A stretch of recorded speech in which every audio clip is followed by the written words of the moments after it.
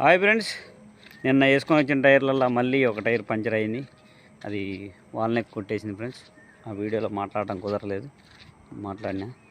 చూడండి, వచ్చేసిన unloading point అంటే ఇక్కడ ఆఫీస్, రిఆర్ ఆఫీస్ ఉంటుంది.